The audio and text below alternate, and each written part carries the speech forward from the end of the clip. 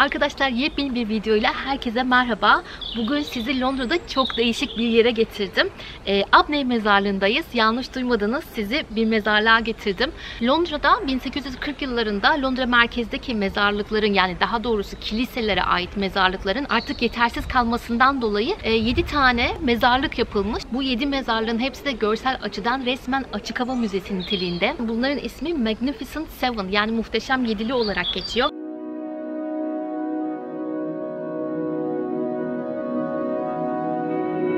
Londra'da 1830 yılına kadar mezarlık olarak kiliselerin bahçeleri kullanılıyormuş. Ancak artan nüfusla bu bahçeler yetersiz kalmaya başlamış ve bu sebeple 1830-40 yılları arasında Londra'da 7 adet mezarlık yapılmış. Bunlar Highgate, Kensal Green, Brompton, West Norwood, Nunhead, Tower Hamlet ve Abney mezarlıklarıdır. Magnificent Seven, yani muhteşem yedili olarak anılırlar. Abney mezarlığını işleten firma 1970'te iflas edince mezarlık da kendi haline bırakılmış. 80'lerde Hackney Belediyesi'ne devredilen Abney mezarlığı artık mezarlık olarak hizmet vermiyor. Abney Park adı altında geçen yeri günümüzde gidip etrafa bakabilir ve yürüyüş yapabilirsiniz.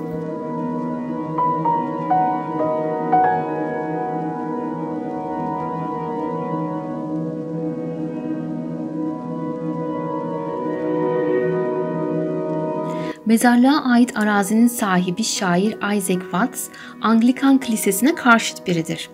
Bu sebeple de Abney mezarlığı daha çok muhaliflerin mezarlığı olarak bilinir.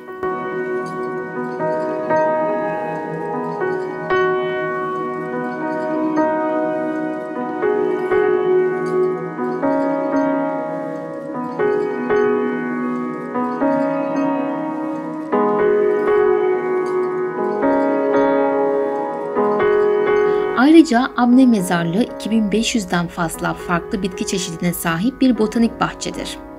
1970'lerde terk edilerek kendi haline bırakılan mezarlığa aslında günümüzde bile pek elde edilmeyerek bu doğal görünümü devam ettiriliyor. Mezar taşları, çeşitli figürler, doğanın kendi haliyle bence burası çok etkileyici bir yer.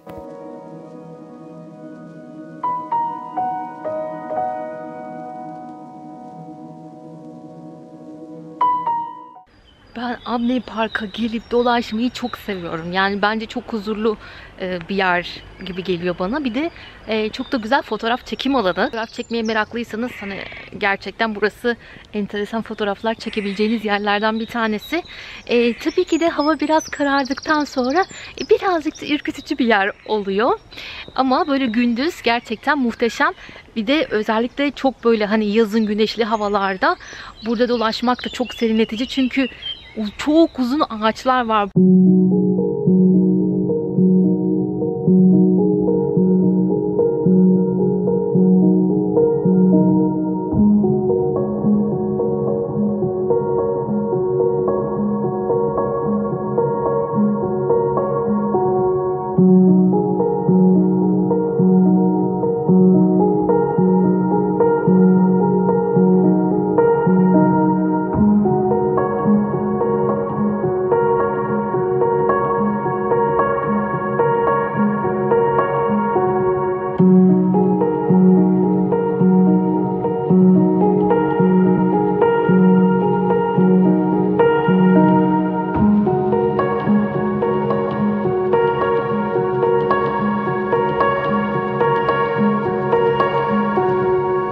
Abney Park'ın içerisindeki bazı patikalar o kadar dar ki resmen mezarların arasından geçiyorsunuz.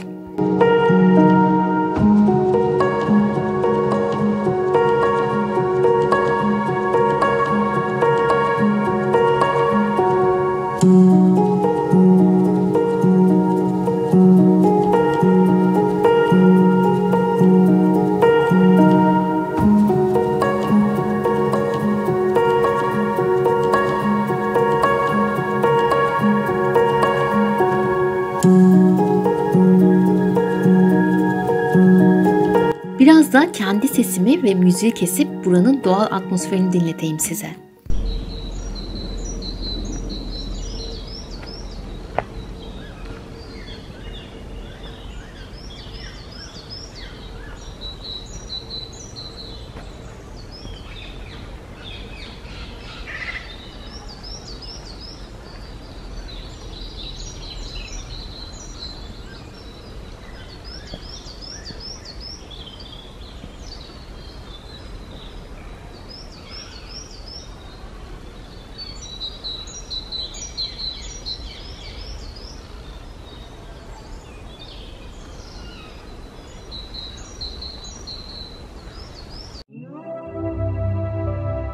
Gelelim mezarlığın sakinlerine.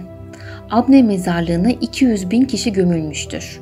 Bunlardan en ilginç olanı ise Frank ve eşi Susan Bostock'tur. Frank bir aslan terbiyecisidir ve çiftin şehir şehir gezdiği bir sirki vardır. 1800'lü yıllarda böyle gezici sirkler çok meşhurmuş. 1912'de hayatını kaybeden aslan terbiyecisinin mezarında da aslan heykeli mevcut.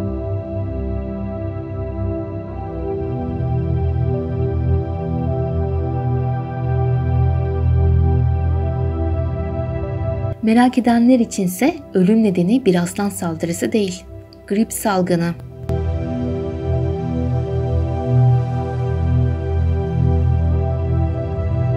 Bir diğer önemli mezar da William ve Catherine Booth çiftine ait.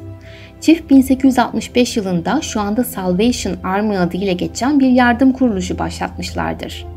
Evsizlere barınma ve yemek, istismar edilen kadınlara yardım etmek ile yola başlayan kuruluş şu anda 130 ülkede faaliyettedir. Ayrıca mezarlıkta 1. ve 2. Dünya Savaşları'nda ölen askerler için de bir anıt bulunmaktadır.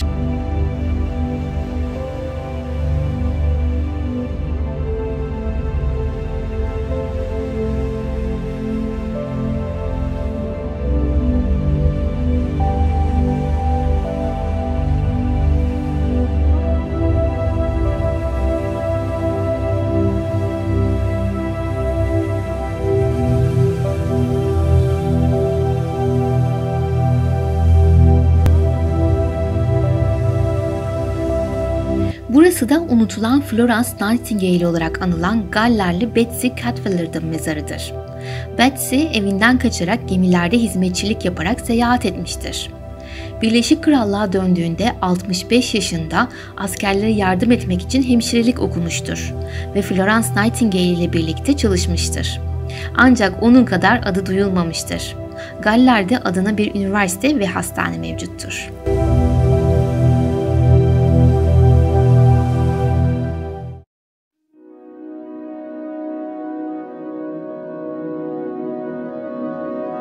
Mezarlığın ortasında da 1840'da inşa edilen şapel bulunmaktadır. Bu şapel mezhep farkı gözetmeyen bir şapeldir ve bu özelliğiyle Avrupa'nın en eskisidir.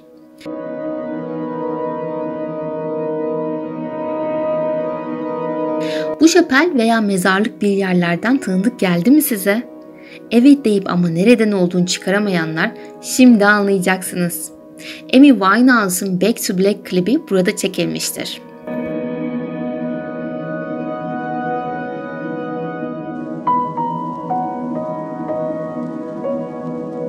Amy hayranları, Amy'nin hayatını kaybettiği evi ve sürekli takıldığı barı ziyaret ettiğim videoyu da kartlara bırakıyorum.